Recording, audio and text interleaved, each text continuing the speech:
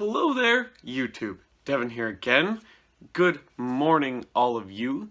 I don't know why the lighting is quite so weird in here today. It is very dark out. It's still quite early in the morning, so I don't have as much natural light helping me right now, which is what I'm guessing it is. But hopefully you can still see all the cool stuff here that I have in store for you today as a part of this video. So, what we have here today for you is the Portuguese M40 helmet. Now, if you know anything about me and have been a part of the channel for a long time, I really like Portuguese stuff. I have a lot of Portuguese stuff. Camouflage. This is my only Portuguese helmet, unfortunately, and I don't even have an original one from like World War II yet. Anyways, it is on the to get list, but I gotta make some room for some more helmets before I can really buy any more helmets. So I actually have a few of them for sale if anyone is interested. And those are, I have like a 70s mint unissued condition M1C with an OD green helmet cover. I have an Italian Sept 2 Kevlar helmet in a larger size. I can't ship that one internationally. And then I have an Italian 4260 paratrooper helmet for sale, also in a larger size. If anyone's interested, let me know in the comments. But back to the Portuguese M40. This helmet has a really interesting story. So it goes all the way back to World War I, when the Portuguese became part of the British contingent. Portugal answered that super old treaty going back to the 1600s, where Britain called upon them for aid, and they obliged by sending troops to the Western Front in 1916 to serve under the British contingent of troops. And they were issued, at first, this kind of weird economy version of the Brodie helmet, which was a rimless version. It had all these little ridges in it to supposedly give it more strength, which on paper it did. If it was like being crushed or something, it would have more strength because of the ridges. But when it came to shrapnel, which was a huge killer in World War I from artillery, whether it be at little rocks, bits of metal, dirt, pieces of wood, and stuff like that, those little ridges actually just caught the shrapnel and kind of helped it go through the helmet, which was very bad. So in 1917, they would be given Brodie helmets, much like just the regular British troops. Now, those Brodie helmets would be used pretty satisfactory by the Portuguese military into the 1930s. And in the 1930s, they decided it's time to adopt a new helmet. So they start looking at a bunch of other people's designs, you know, Stahlhelms, other types of stuff, Spanish helmets, French helmets, you know, things like that. They're looking all over for different helmets and stuff like that. And finally in 1940, they decide not to go with any of them. They're going to go with their own home design, which is actually based off of a helmet the Portuguese used in like the 15th century, supposedly. And that's what they go with. And they kind of put a standard kind of liner for the time in it, a 3-tongue leather liner on a steel band, very reminiscent of a Stahlhelm. But it's the same exact shell as this. And it was a pretty good design for 1940. The shell would be this, you know, very kind of round design. Now, round designs were a pretty big thing coming out in the 30s and 40s because it worked very good at deflecting. You know, a sphere is very hard to, like, you know, obviously stab with a knife or something because it wants to just roll off. The blade does anyways, and that's what round helmets kind of do with shrapnel at the same time. Now, this is before a lot of the angular experiments would come about. You'd see a lot of more angular helmets coming out at this time too, as well, you know, stuff like that. But this was a very good design for the time, and it's very interesting. This helmet is. It's got a lot of, if you can see it here, a lot of little ridges in the steel, which is part of the way that they would make this helmet. This helmet wasn't really like stamped per se. It was basically a flat piece of metal, and they would have a mold for it, and they would roll this, have a big roller, and they would basically spin this helmet over that die. And then they would cut the rim, obviously, to whatever size they needed it to be. And that's why you see all of these little lines in it, like a very expensive like copper pan is also made that same way, like a copper saucepan. They take a big piece of sheet metal and they basically just have a mold, and they just take this big roller and they just press it, you know, and it'll eventually, you know, takes it from a flat disc into this bowl shape. And that's why you see those little kind of lines and ridges and stuff on it. And then they would also have traditionally stamped ones and stuff like that too.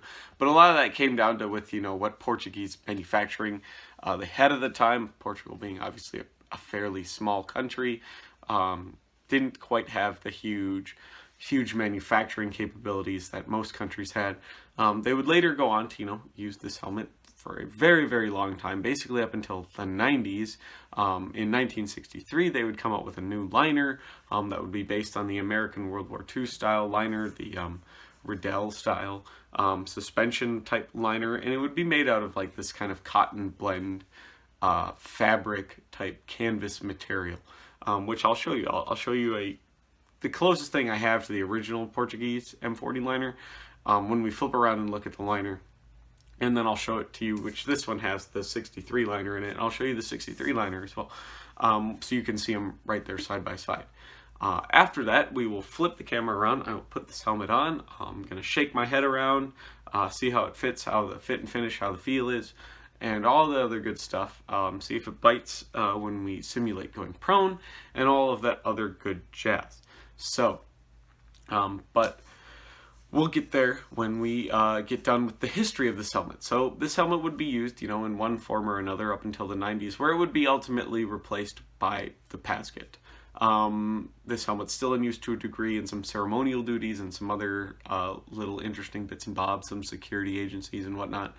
But that's mainly it. So this helmet's been in continuous use since the 1940s, and it makes it actually one of the longest serving helmets in history. So that's pretty neat, I think. So now we will flip the camera around, take a look at the how the liners would have been and stuff like that, and then we will flip the camera back around and see how this helmet performs based on, you know, weight and fit and feel compared to other designs. So stay tuned for that. Alrighty, so here we are with the Portuguese M40 63 on the left. And on the right, we actually have a Swedish M21 helmet, which also has its own video, just to kind of show you what the original liner would have looked like. It would have been these kind of three leather pads on a steel band, but rather than being held in with split pins like the Swedish one is, the Portuguese one is a truly like seamless design. As you can see, there's only the little vent holes, which were based kind of off the German helmets, the like 35 era German helmets.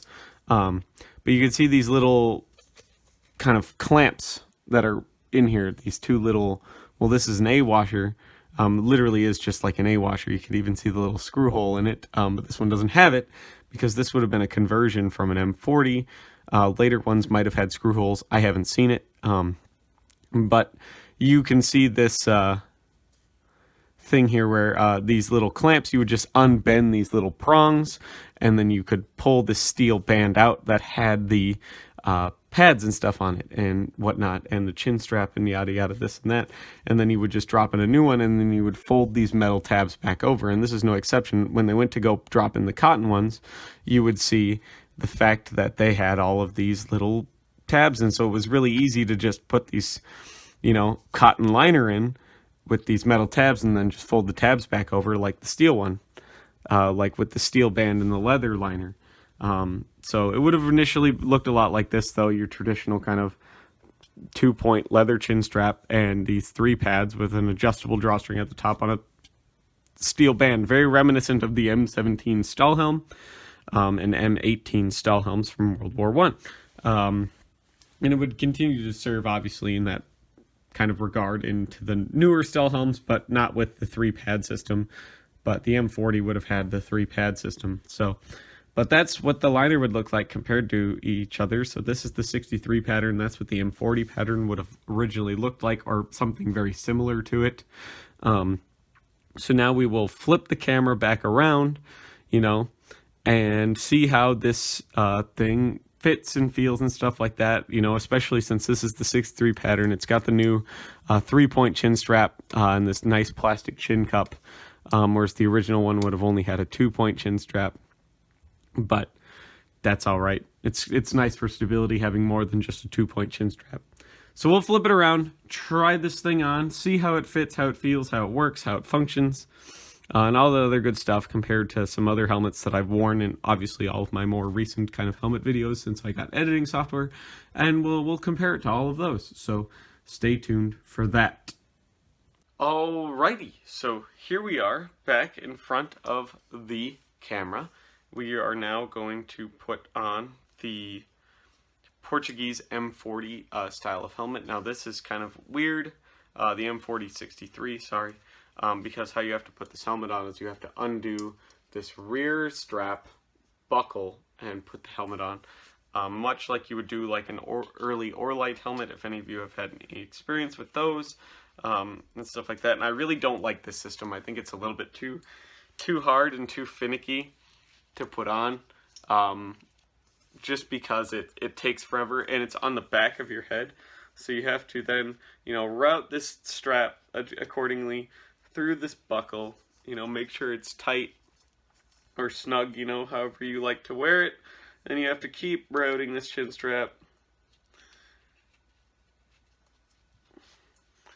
I've had some practice at this, if you guys can't tell, and then you got to put your little excess in your little keeper. But it's not a very good system. It's kind of annoying.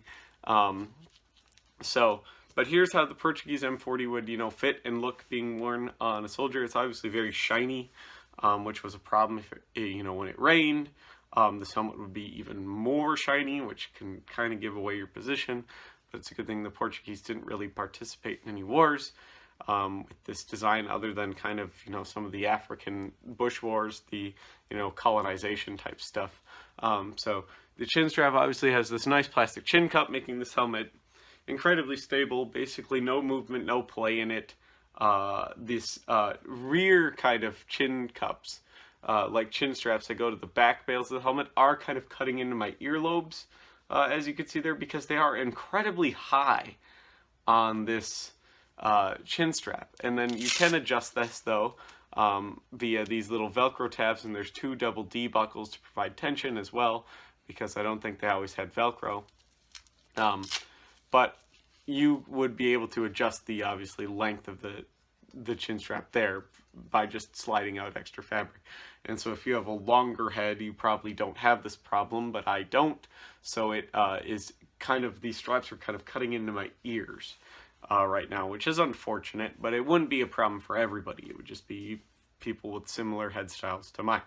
So, but other than that, it's actually not too big of a problem, because it's not like it's nylon, which is kind of like a saw and it'll rub and cut into you. This is kind of a relatively kind of softer kind of cotton canvas material, so it's not so bad, especially if you like pull it out real quick and just let your ears be underneath it. Then it's not so bad. It doesn't obstruct my hearing very much, so these are my fingers in my ears, which means I can still hear very well. It's not going to obstruct my hearing and my ability to receive orders and stuff like that by all that much. It's not obstructing my vision at all from the sides, but as tradition, it does have a bit of a bill on it, so I can obviously see the bill in front of me, but that's not too bad in the grand scheme of things, because like I said, I have full peripheral vision with this helmet on. So it's a relatively lightweight helmet. This is a very well balanced helmet because of the Riddell system with the nice soft cotton. It has a lot of different straps and contact points on the shell to help distribute the weight, and steel helmets are obviously a lot lighter than modern day composite helmets, so it feels very light. This is a very nice, very comfortable helmet. This helmet would probably not be so good in the heat, obviously, because it is steel. Steel tends to heat up, so in the sun or in the tropics or the jungles and stuff, this thing probably wouldn't be super great as far as wearing goes, because it would just be very warm after a while. But I could see it, anywhere kind of temperate, or something like that, or just at home on guard duty or something. This is probably a fairly nice, reasonable design. It's not all that heavy, especially to what I'm used to, but at the time it was probably pretty heavy, because you went from wearing no helmet ever to this, whereas I'm coming from wearing composite helmets to this, so this is pretty light. Like I said, it's very stable. The ear thing isn't too bad. The chin strap feels very good with the cotton. The chin cup's very nice and very secure, very snug. So now we'll just rotate the helmet around and take a look at it from different profiles and stuff like that. So this is obviously the front profile of the Portuguese M40. This would be the right side profile of the Portuguese M40.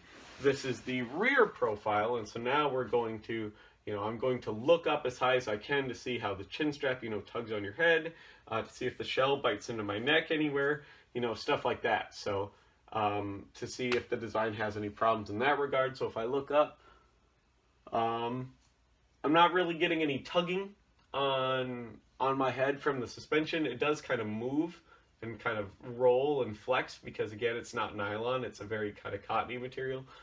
So it doesn't pull on, it doesn't want to be like yanking my chin off or like feeling like my jaw's wired shut or anything when I look up. And the shell obviously gets to basically just touching, but not really biting into my neck at all. So I'm not really getting any discomfort there or anything like that. But if you had kind of like a bigger winter coat on or some type of body armor or something, though, this would be a pain. It would tend to be pushing the helmet up into your vision more, which can obviously affect how you shoot and perform as a soldier.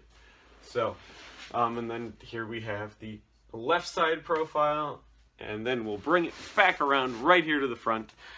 So, very, very cool helmet. Not a very super well-known helmet. I have got to experience a Portuguese actual M40. But I don't own one myself, actually, so Mike B has a few. I think we were going to work out a trade at some point whenever we went down there, but it's probably something that got lost because we're always so busy when I go down to go do stuff with him, but he probably has one somewhere, I think. I don't know if he still does or not, but he had one at one point for me, and I just haven't got it yet, or whatever. But it's whatever. Eventually, I always wanted to have one because I like Portuguese stuff, like, a lot. But hopefully you enjoyed this video and you subscribed if you like this sort of thing. If you want to support the channel and become a part of the Discord, becoming a part of the Discord, you have to be part of the Patreon. It is an exclusive thing for the Patreon members.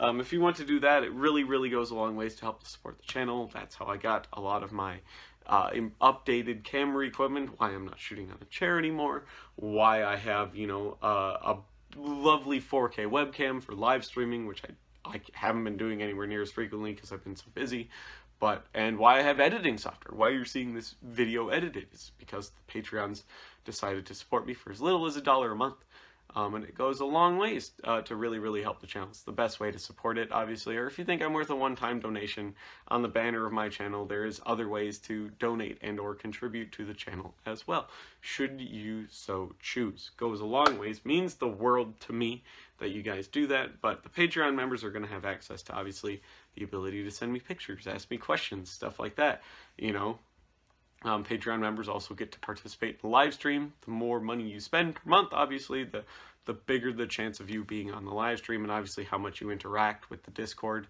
and whatnot. You can be a guest on a live stream, and we could talk about all this cool stuff. So if that's something that interests you, it's a very neat way to support the channel, and I hope those perks are super good enough for you guys and all that other good stuff. Or if you just want to, help me out every now and then as acquiring some new pieces of history, you could always buy some stuff. The Patreon members, so the Discord members, are going to have first access to stuff I sell. Two, if that is something you guys are interested in, buying anything, they oftentimes will get kind of a discounted rate too, depending on how long they've been a member. Just some perks for choosing to support the channel. There will be a link in the description to the Patreon if you so choose. So, thank you all for stopping by. Hopefully I will see you all in the next video. If you cannot support the channel monetarily, please like, comment, subscribe, share, all that other good jazz. It really helps me out in the algorithms, which is going to help YouTube have to pay me, 1.5 cents per video rather than 2 cents. So, see you all in the next video. Bye-bye now.